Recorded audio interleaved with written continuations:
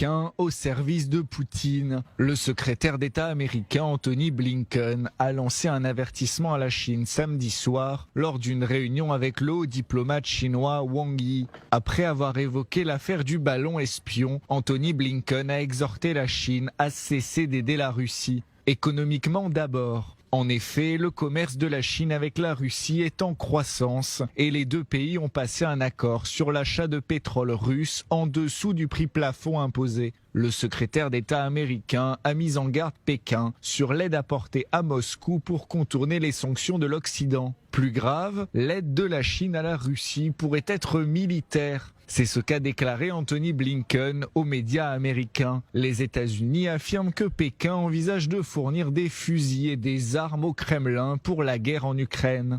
Sur la base des informations que nous avons, notre préoccupation actuelle est que la Chine envisage de fournir un soutien létal à la Russie. La vice-présidente Kamala Harris a également abordé le soutien de la Chine à la Russie lors de son discours à Munich. Nous sommes troublés par le fait que Pékin a approfondi ses relations avec Moscou depuis le début de la guerre.